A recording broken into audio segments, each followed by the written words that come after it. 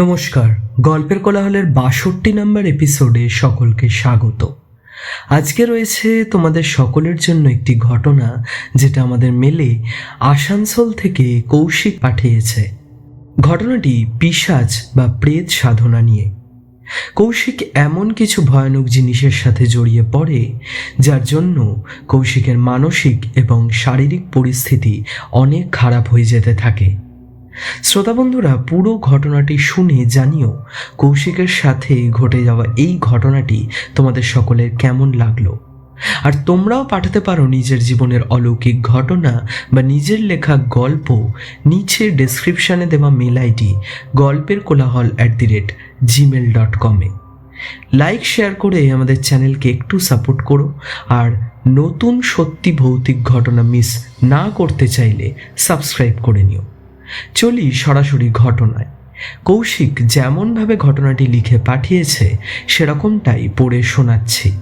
আমি অয়ন আছি তোমাদের সাথে। শুরু করছি আজকের ঘটনা।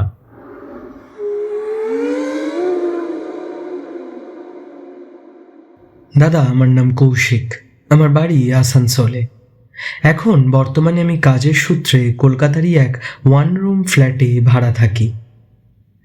কলেজের সময় থেকে আমার জিমে ভর্তি হওয়ার খুব ইচ্ছা ছিল। আশেপাশে অনেক দাদাদের বা লোকেদের দেখতাম সুন্দর চেহারাগুলো, আর আমিও মনে মনে ভাবতাম যে আমিও একদিন এরকম চেহারা বানাবো। বাবা ঠিক পছন্দ করতো না এসব। তাই কলকাতায় আসার পর আমি যখন একা থাকতে শুরু করি, সেই সময় আমি খোঁজ খবর নিয়ে একটা ভালো জিম সেন্টারে ভর্তি হই। 2 বছর আমি সেই জায়গায় জিম করতে যেতাম, কিন্তু একটা ঘটনার পর আমি ওই জায়গাটা ছেড়ে দিই। আমার জিমে জয়েন করার কিছু মাস পর ওখানে আর একটা নতুন ছেলে ভর্তি হয়। তার আসল নাম গোপন রাখছি। তার জায়গায় এই ঘটনায় তাকে বোঝানোর জন্য তার নাম শ্যাম বলছি। শ্যাম ছেলেটা আর 5টা ছেলের মতো নয়। নিজের মতো আসতো, জিম করত আর বাড়ি চলে যেত। কারোর সাথেই বেশি কথা বলতো না। যে যা জিজ্ঞাসা করত তাদের সবারই মোটামুটি উত্তর হ্যাঁ বা নাতেই দিত। তার বেশি আর কথা বাড়াতো না। আমি শ্যামকে অনেক দিন ধরেই লক্ষ্য করলাম। প্রথমে আমিও অত কথা বলতাম না, তবে একদিন জিম থেকে বেরিয়ে হেঁটে ফিরছি। রাস্তায় কিছুটা যাওয়ার পর শুনলাম যে আমার সামনে খুব চেঁচামেচি হচ্ছে। এগিয়ে গিয়ে দেখি ঝগড়া হচ্ছে শ্যামের সাথে আর 2টো লোকের। ঘটনাটা জানতে পারলাম যে কানে হেডফোন দিয়ে যেতে যেতে কিছু শুনতে না পেয়ে একটা 4 চাকার সামনে চলে এসেছিল শ্যাম। আমি লোকগুলোকে বুঝিয়ে বললাম, তারা চলে গেল। তারপর শ্যাম আমার নাম জানতে চাইল। আমি আমার পুরো নামই বলি। আমায় ও বলে, তুমি ব্রাহ্মণ বলে কি যেন নিজের মনে ভাবে। তারপর নিজে থেকেই বন্ধুত্বর হাত বাড়িয়ে দেয় আমার দিকে। সেই থেকে শ্যামের সাথে আমার বন্ধুত্ব শুরু হয়। আস্তে আস্তে শ্যাম বেশ আমার কাছের বন্ধুই হয়ে উঠল। একটা শনিবার দেখে ও আমায় ওর বাড়িতে খেতে যাওয়ার জন্য ইনভাইট করলো। অফিসের কাজ শেষ করে আমি গেলাম শ্যামের বাড়ি। গিয়ে দেখি একতলার একটা ছোট্ট বাড়িতে ও একাই থাকে। বাবা মা সবাই দেশের বাড়িতে থাকে। বাড়িতে ঢোকা থেকেই আমার কিরম যেন একটা অস্বস্তি হতে শুরু করলো। আমি শ্যামকে বলি যে ও বাড়িতে এত অন্ধকার করে রেখেছে কেন। ও তার উত্তরে বলে ওর অন্ধকার আর শান্ত পরিবেশ নাকি ভালো লাগে। এরপর শ্যাম রান্নাঘর থেকে খাবার আনতে যায়। আমি ঘরের চেয়ারে বসে হঠাৎ লক্ষ্য করি বইয়ের তাকে প্রচুর প্রেত সাধনা, পিশাচ সাধনা নিয়ে অনেক বই রাখা রয়েছে। আমি এসবে একটু ভয় পাই, কারণ শুনেছি এই ধরনের বই যারা পড়ে তারা সাধনার জন্য অনেক ভয়ানক কাজ করতে পারে। ঘরে শ্যাম আসতেই আমি ওকে জিজ্ঞাসা করি যে আজকালকার ছেলে হয়ে এসব বই কেন পড়ে। ও কিরম একটা ভারী গলায় বলে যে ওর সব বই পড়তে ভালো লাগে। আমি বুঝতে পারি আমি ওইভাবে বলেছি বলে ওর খারাপ লেগেছে।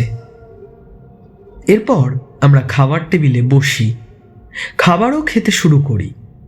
কিন্তু তার 10 মিনিট পর আমার শরীরটা হঠাৎ করেই খুব খারাপ লাগতে শুরু করে। কেন ওরম করছিল সেটা তখন আমি বুঝতে পারছিলাম না, কিন্তু পরে সেটা আমি বুঝতে পারি। বমি পাচ্ছিল আমার। আমি উঠে যাই ওয়াশরুমে, সেখানে অনেকবারই আমার বমি হয়। শরীর আরো খারাপ করতে শুরু করে। আমার তারপর সত্যি আর কিছু মনে নেই যে কি ঘটেছিল আমার সাথে। পরের দিন সকালে চোখ খুলতে আমি দেখি যে আমি শুয়ে রয়েছি শ্যামের বাড়িতেই, তারই বিছানায়। আমি সঙ্গে সঙ্গে উঠে বসি। শ্যাম ঘরে ঢুকে বলে যে আমার প্রচণ্ড শরীর খারাপ হওয়ার পর আমি অজ্ঞান হয়ে যাই। অনেক মুখে চোখে জল দেওয়ার পরেও জ্ঞান আসে না আমার। 4 ঘন্টা পর জ্ঞান আসে, কিন্তু এতটাই উইক ছিলাম যে তারপর কখন যে ঘুমিয়ে পড়ি সেটা আমি জানি না। শ্যাম বলে যে আমি ঘুমিয়ে পড়ার পর ও নাকি আমার মাথার সামনে বসেছিল, কিন্তু আমার এসব কথা কিছুই মনে পড়ে না। তখন আমার শরীর ভালোই দুর্বল লাগছিল। শ্যাম বলে যে এই শরীর নিয়ে আমার ফ্ল্যাটে একা না থেকে ওর বাড়িতে কিছুদিনের জন্য থেকে যেতে। আমি সেটায় রাজি হই না। আমার ওর বাড়ির পরিবেশটা একদমই ভালো লাগছিল না। আমি ভাবি আমার নিজের বাড়ি গেলে আমি ঠিক থাকব। আমি দুপুরের মধ্যে বাড়ি চলে আসি, কিন্তু শরীরটা আমার ভালো লাগছিল না। কিছু না খেয়েই আমি শুয়ে পড়ি। বিকালে কলিং বেলের আওয়াজে আমার ঘুম ভাঙে। আমি উঠে দেখি ঘড়িতে 5টা বাজে। দরজা খুলে দেখি শ্যাম আর সঙ্গে করে একটা বাচ্চা ছেলেকে নিয়ে এসেছে। আমি ওদের ভেতরে আসতে বলি।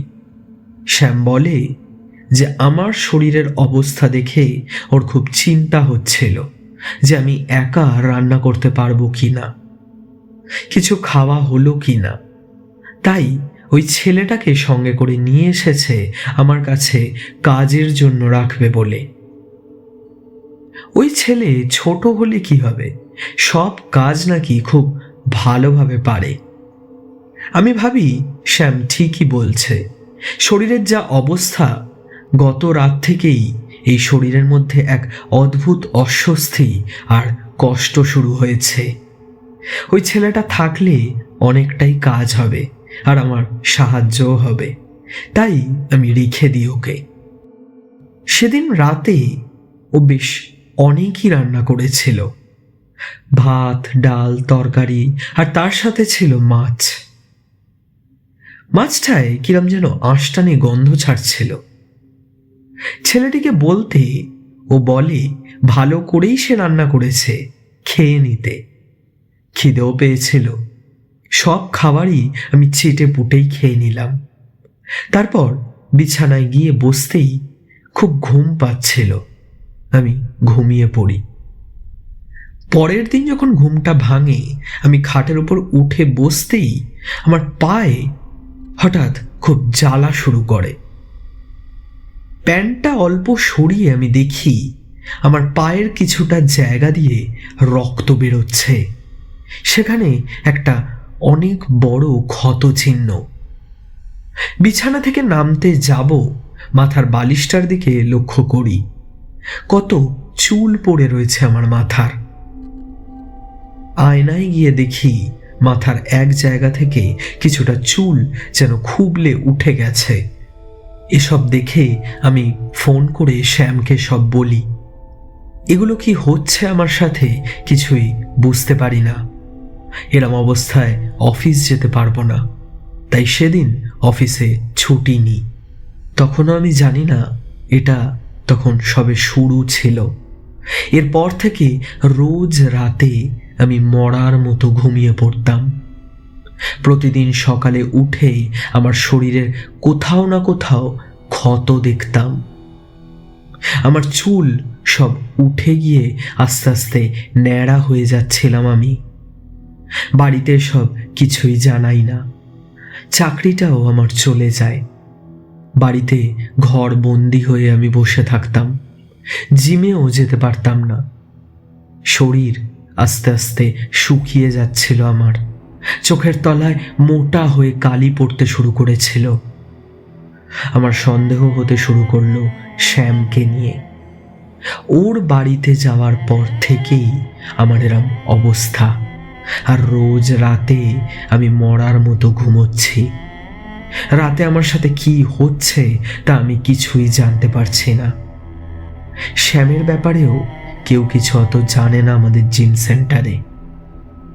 এরই মধ্যে একদিন আমি ডাইনিং রুমের সোফাতে চুপ করে বসে রয়েছি। ছেলেটি চা দিয়ে যায় আমায়। আমি সেটা খেতে শুরু করি। আমার চোখ যায় টেবিলের তলায় একটা তাবিজের মতো কিছু পড়ে রয়েছে, আর তার পাশে কতগুলো ইঁদুর মরা ক্ষতবিক্ষত অবস্থায় পড়ে রয়েছে। আমি সঙ্গে সঙ্গে তাবিজটা বার করে আমার কাছে রেখে দিই। আমার মনে কু ডাকতে শুরু করে। তারপর ছেলেটিকে ডাকি, ওকে দেখাই। ও বলে, টেবিলের তলায় তো কিছুই নেই। আমি নিচু হয়ে দেখি, সত্যি টেবিলের তলা পুরো পরিষ্কার, কিন্তু আমি স্পষ্ট দেখেছিলাম টেবিলের তলায় পড়ে রয়েছে অনেকগুলো ইঁদুর মরা। ঘরে গিয়ে দরজা বন্ধ করে আমি পকেটে হাত দিই। দেখি তাবিজটা রয়েছে। তার মানে আমি যেটা দেখেছিলাম সেটা সত্যি। সেই সময় দরজায় কলিং বেলের আওয়াজ হয়। আমি গিয়ে দরজা খুলে দেখি আমার মা এসেছে। আমায় এই অবস্থায় দেখে মা তো চিৎকার চেঁচামেচি শুরু করে। আমি এতদিন বাড়িতে ফোন করিনি বলে মা চিন্তায় আর থাকতে না পেরে চলে এসেছিল। আমার এরম অবস্থা দেখে বুঝতেই পারে যে কিছু হয়েছে। আমি ছেলেটিকে ডাকি মার জন্য কিছু খাবার আনার জন্য। ওকে মাকে দেখাই। তারপর ও রান্নাঘরে চলে যায়। মায়ের দিকে তাকাতেই দেখি মা বড় বড় চোখ করে আমার দিকে তাকিয়ে রয়েছে। আমি জিজ্ঞাসা করাতে মা বলে যে কার সাথে আমি কথা বলছি, কোনো ছেলে নাকি আসেনি। মা কোনো বাচ্চা ছেলেকেই দেখতে পায়নি। আমি শুনে ভাবি কোন ছেলে মানে?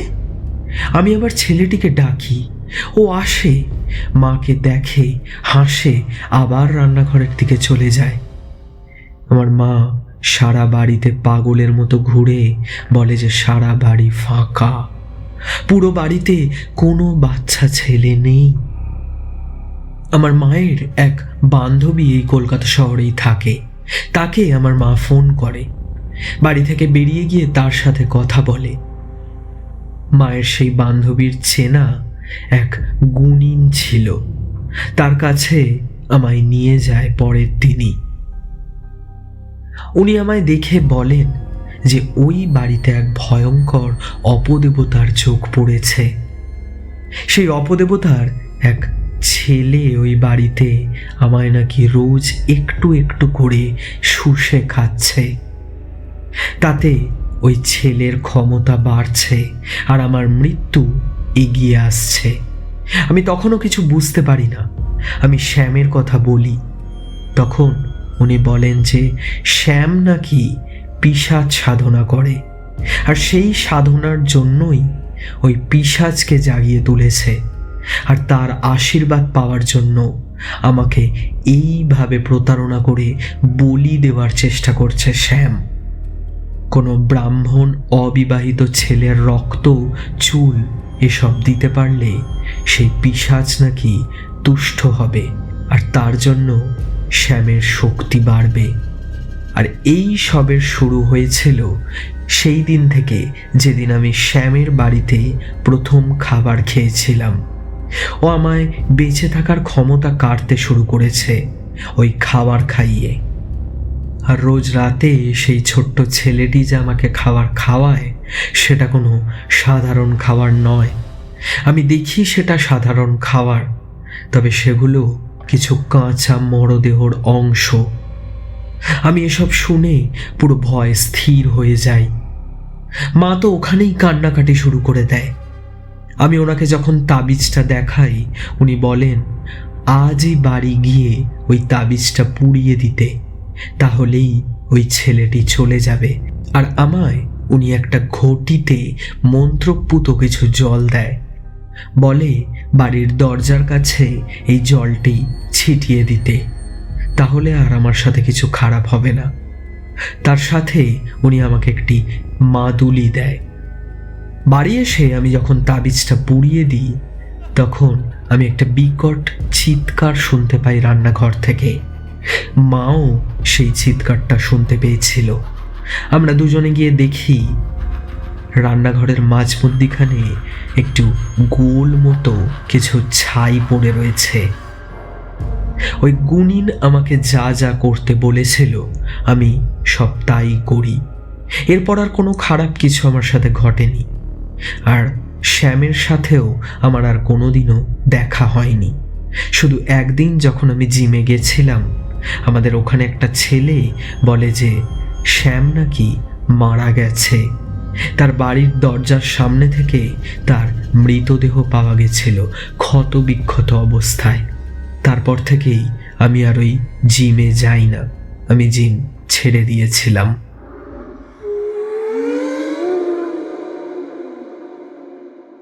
কৌশিক, ভীষণ ভয়াবহ কিছু ঘটতে পারত তোমার সাথে যদি না ঠিক সময়ে তোমার মা এসে পড়তো। ভগবানের অনেক কৃপা রয়েছে তোমার ওপর। অনেক ধন্যবাদ আমাদের চ্যানেলে নিজের জীবনের এই ভয়াবহ ঘটনাটি পাঠানোর জন্য। শ্রোতা বন্ধুরা, জানাও তোমাদের কেমন লাগলো আজকের ঘটনাটি কমেন্টে। আমার তো বেশ ভালোই লেগেছে। তোমাদের ভালো লাগলে লাইক শেয়ার করে একটু ভালোবাসা দিও, আর সাবস্ক্রাইব করতে কিন্তু ভুলো না।